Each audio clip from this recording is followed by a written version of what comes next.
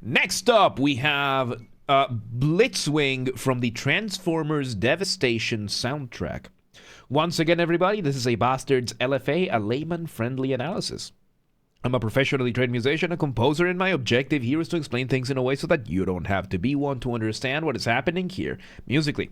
So, if you like the sound of that, make sure you're following the channel, subscribe to the channel, whatever term you want to use, like the video, share the video, leave a comment, turn on notifications, become a member. Two things before we do the disclaimers. Number one, if we somehow hit 10,000 subscribers before Christmas 2025, I will take a single fan fiction of the choice of the community, whatever y'all want. I will fully produce an audiobook, fully produced, fully voice acted, an audiobook of that fanfiction.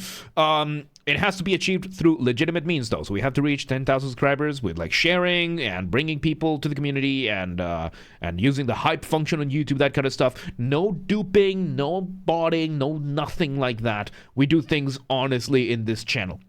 And members, if you're a member, you get early access to all of the content. I schedule the videos for the week on Saturdays. And if you are subscribed, if you have a paid membership on YouTube, you get access to all of those videos on Saturdays, regardless of your tier. So consider becoming a member today. Two disclaimers on top of that. Number one, this is my first time listening to this, so I will be pausing a lot and I will be speaking a lot, as I will be explaining things as I hear them or as I realize them. So no point in you coming to my comments being like, oh, you're yapping too much, you're pausing too much, because I just told you that's exactly what is going to happen, and if you tell me, I'm going to double down. And number two, this is recorded live on stream on a single take. I will stumble upon my words. It already has happened. I will do it again. Whatever happens, happens. Not talking enough? I know, right? Like somebody was saying, like, dude, you're like 50% pausing, 50% seeing where things go, and I was like, shit, that's a good point. I need to take it to like 90%. All right, with that said, let's do this. Blitzwing. Let's see where it goes. Hang on, let me get from the very start.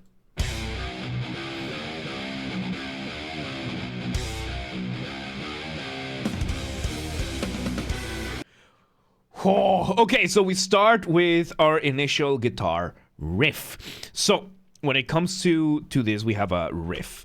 A guitar riff is something more akin to a modern version of the motif. So a motif being the smallest version of your musical idea, the seed, the essence from which everything else comes from. And in the case of a riff, it is a motif with an ostinato. Ostinato is something that you repeat over and over and over again. And then we have this being played on a guitar or bass or keyboard, whatever newer elements we have of the modern contemporary band, right? So riffs are a lot more accessible to musicians, because the problem with motifs is that you then need to get into motific development, and it is a more intricate and complex process than developing a riff. So riffs became a lot more popular because they're a lot easier to remember, they're a lot easier to make, and they're a lot easier to like. So we have that. We had the drums giving us that initial thing. We then brought in the synth, giving us probably our initial melody. Let's see.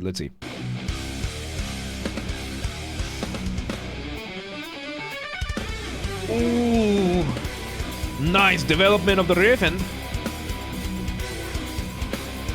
ooh. Okay, so we now bring a keyboard synth in the top side, giving us what sounds to be a pedal note. Pedal is when you just hold a note for a long period, but we bring in the drums with such an insane rhythm. I need to bring it up. So it just goes to show how important your drums are. Having the right rhythms in everything, it's so important. So if you want to hear an example of this in a more exaggerated way, listen to the intro of The Mirror by Dream Theater. The Mirror by Dream Theater, it has one of the most fascinating intros out there, because the guitar is doing a very simple riff. Jong, jong, jong, jong, jong, jong, jong, jong, jong. That's it. That is the entirety of the riff being repeated for an entire minute. And it's the drums and the keyboard and the bass around it that change over time and make it what it is. There are points where it genuinely is difficult to tell that the guitar is still playing the same thing. That's how much is happening. And in essence, we are seeing something similar over here. So really, really cool stuff. Let's see where it goes. I think the second mention today.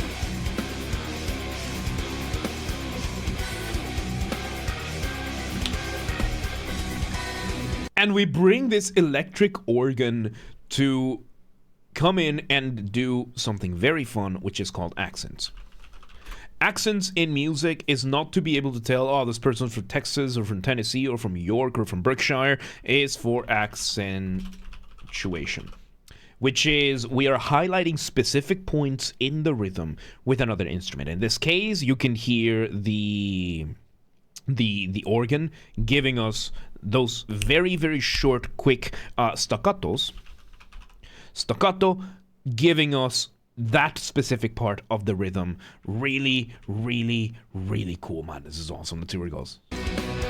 Welcome back, Valley User.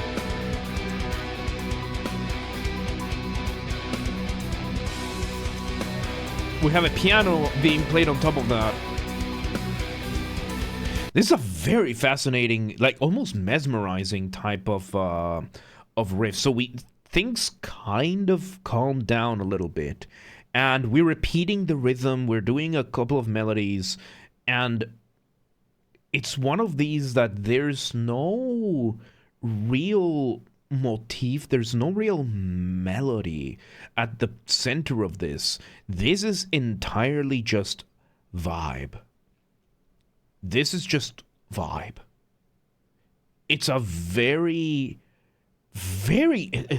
fascinating because, okay, I'm a melodically oriented composer because, again, when you're making music, you have three elements: melody, harmony, rhythm. I'm a melodically oriented composer. For me, melody always has to be there front and center. There's no such thing as having my music without melody.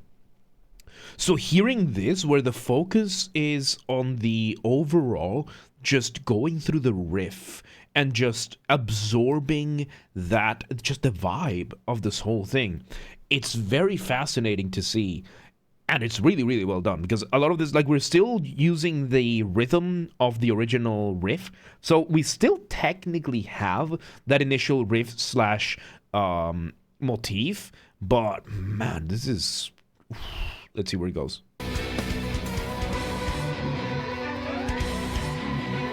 All right, we bring in those, we slow them.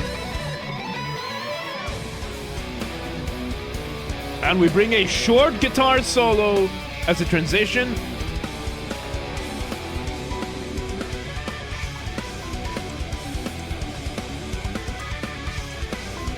Okay, so this piece is very proggy. So we did an elongated version of the original riff. So elongation is when you take something and you slow it down. In this case, it was our initial riff. We did a slower version of that riff, then we bring it back, and now we're doing what I'm gonna call a break, an instrumental break, where we are just bringing, like, this is very Dream Theater-esque. Like, this part over here reminds me of the Dance of Eternity. The Dance of Eternity by Dream Theater as well. It has that it has that type of thing. Yeah, I know it's not the mirror. We just mentioned the mirror, so there's that. But yeah, this is giving me that kind of vibe. Really, really cool, where it's not really a solo, but not really not either. Very fascinating. Let's see where it goes.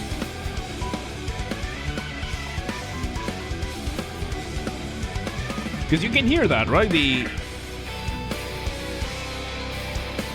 Ooh.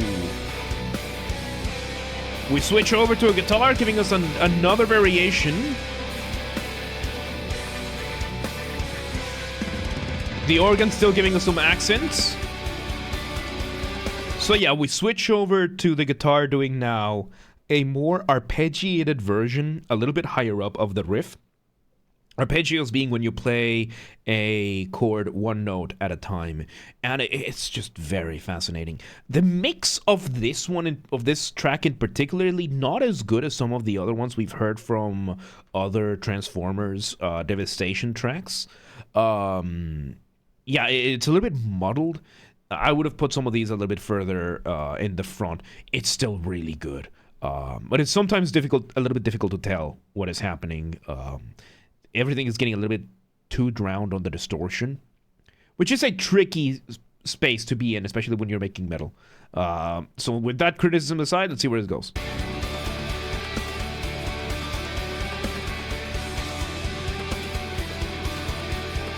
Again, with the vibe-based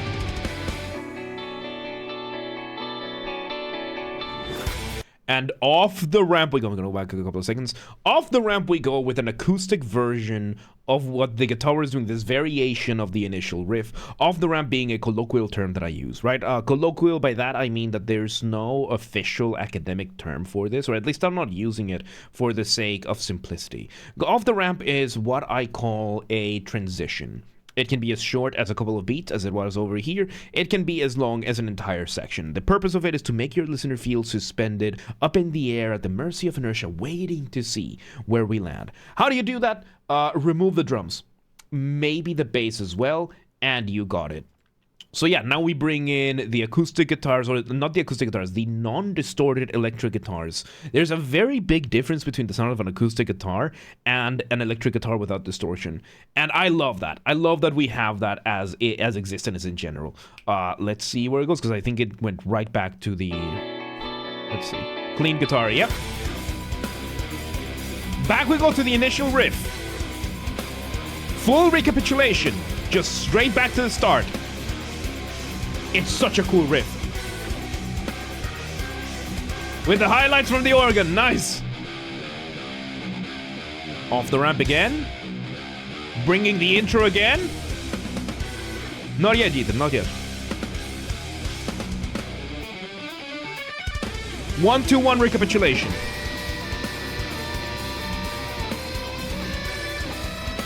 And we enter guitar solo territory. So, when it comes to music, you want to keep a careful balance between what is familiar and what is new. Too much familiarity, too much of the same thing, too much repetition, you risk boring the listener, they tune out.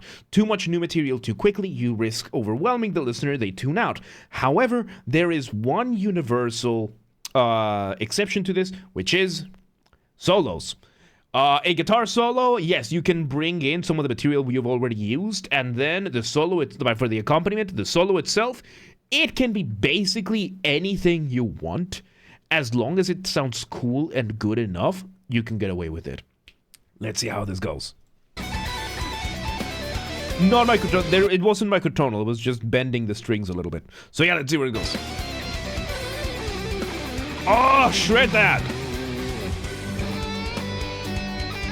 We calm down to like, the accompaniment is something we kind of hadn't heard before. And, yeah, it's something we hadn't heard before. And it just works because it's a solo. It's a solo. Let's see where it goes.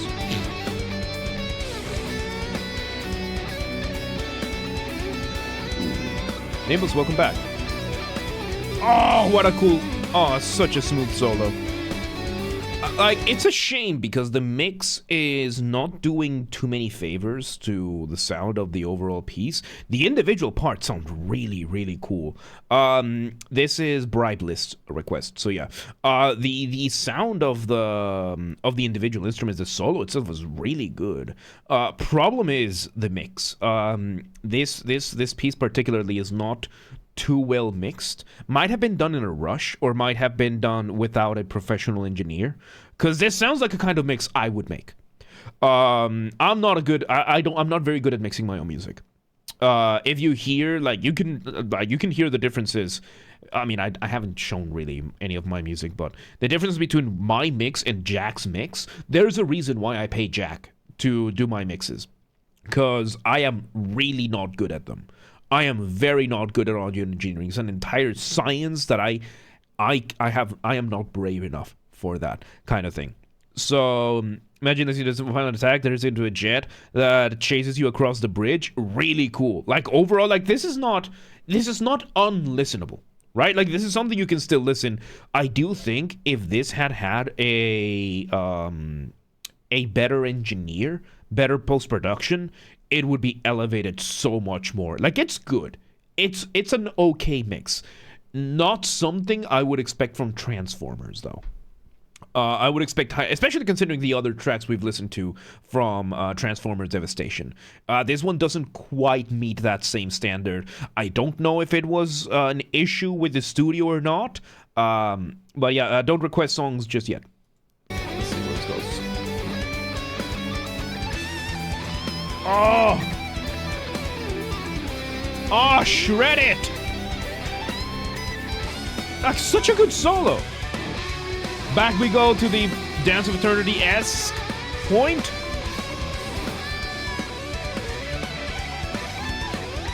Still with that solo. Oh! Off the ramp, a little bit of silence, and we bring in this. Oh my god, this is awesome. Let's see where it goes. I'll let you know when. So, structurally, we are basically repeating everything we did in the first half. We're adding a couple of elements here and there. We're adding some extra accompaniment. But we're just repeating everything. So the reason why this first part felt like it was just vibe without melody was because the melody was going to come over in the shape of a solo. Man, that's really good. JP, welcome to Layman. How you doing? Let's see where this goes. Steiner, welcome today. How you doing? Ooh. What a beautiful solo. Like, really, really good solo. Let's see how it ends, though. Let's see where it ends. It's about to end.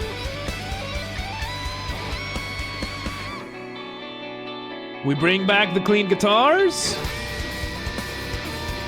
One last run of the main riff, I think. Let's see how you're going to end this. With the solo now. With the solo on top. How are you going to end it, though? Do not tell me you're going to fade this out.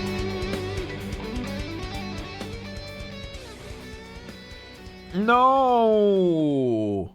No! And it doesn't even loop! No, dude, come on. This track was rushed. This track was rushed. Oh, man. Oh, that is such a... Oh, that is so heartbreaking. It explains a lot, though. It explains a lot. The mix wasn't up to par with some of the other tracks we've heard. Game was delisted. I don't think it's a matter of the game being delisted or not. I think this might have been one of the tracks where they were either running out of budget or out of time. Because usually you can tell, because we ended with the initial riff implying that we're going to continue in a loop that is not going to happen. And because musically this was still really good. It's just the mix and the fade out gave me the impression that this was rushed. They did not give the musicians and the engineers the time they needed to give this track the love it needed. Because the other ones we've done from Transformers Devastation have been absolutely wonderful, have been delightful to listen to from start to finish. They have a start, they have an end, and they're very well mixed. This one doesn't have that. So I'm gonna chalk this to not the fault of the artist, but of the studio. I'm gonna say this one likely had some sort of studio interference. And Moniam, welcome today. How you doing? Thank you for the follow. Welcome to the mosh pit. So yeah, I'm gonna say there was probably some issue with the studio that resulted in this track not getting the treatment it deserved. But other than that, it was good. The guitar solos were awesome. The riffs were awesome. The individual ideas were really, really good. And in the game, it is going to loop. Of course it is. But still, I have the... Yeah, I have... We no longer... This is no longer 1980 when you had 3 kilobytes of space to make the soundtrack. Finish your music. Finish your music. So, yeah, that's it. Anyway, there you go. That was Blitzwing from the Transformers Devastation soundtrack. I still liked it. I just have those criticisms. I think there was studio interference for something like this. Not because of the fade out, but because of the mix. It's not very well mixed. Which is indicative that it was not given the time to bake all the way through. So this is just, it's not fully baked, is my point here. It's not fully baked. I still liked it though. It was still good. But yeah, there you go. Once again, everybody, this Gil's probably Rush come out something cartoon of a movie, probably. Yeah, that's probably what happened. Like it got delisted as well. So. Anyway, there you go. Blitzwing from the Transformers Devastation soundtrack. Once again, everybody, this has been a Basterd's LFA, a layman-friendly analysis. I'm a professionally trained musician, a composer, and my objective here has been to explain things in a way so that you don't have to be one to understand what's happened here musically. So, if you're watching this on the YouTube video archive stream, thank you for watching. Make sure you're following the channel, subscribe to the channel, whatever term you want to use. Like the video, share the video, leave a comment, turn on notifications, become a member once again. If we somehow hit 10,000 subscribers on YouTube before Christmas, and I can't believe that is actually a possibility, I will take a single fan fiction of the choice of the community, any one fan fiction that y'all want, and I will produce a fully produced, fully voice acted, fully recorded audiobook of said fan fiction. So we have to do this legit though, so no account duping, no botting, nothing like that. Share the videos, share the streams, bring people to the community and use the YouTube hype function thing. Because, yeah, and we have a channel on the Discord for the hype mechanic. I don't know how it works. The people on the Discord do. Members, if you're a member on YouTube, a paid member thing, you get early access to the videos. I schedule the videos for the week on Saturdays. If you are a paid member on YouTube, regardless of the tier, you get access to the videos when I schedule them. So on Saturday, you get access to the week's videos. So, yes, if you want to listen to this without me interrupting every 3.5 seconds, I will be linking it in the description down below. If you want to request a song, if you're on the live stream, you can go ahead and start requesting. And if you're not on the live stream, go to the Discord server, link down below. Go to the LFA requests channel and follow the instructions on the pinned message. And if you want to join and catch the streams when they happen live, we aim for Monday through Friday, 6 p.m. Central European Time. If you're not in Europe, we have the full streaming schedule up to date showing in your local time zone on Discord and Twitch. So if you're in, I don't know, San Diego and you're like, oh, but I don't know what time 6 p.m. is in Hungary over here. No need to worry. Go to the Discord, go to the Twitch. They both have the stream schedule showing in your local time zone. And follow the gaming channel. We have a gaming channel because, of course, I have a gaming channel. I'm on YouTube. What else could I possibly say? Yeah, I was reading chat. Yeah, games are Basterd. That's where I put the recordings of the gaming after shows when they happen, linked down below, or just search for the username, same username as James R. Basterd. You just swap the J for a G, and you got it. And yeah, there you go. Really, that was good. It was good. I just think there was some studio shenanigans going on, but other than that, there you have it. Blitzwing from the Transformers Devastation soundtrack. Good stuff. But yeah, let's move on.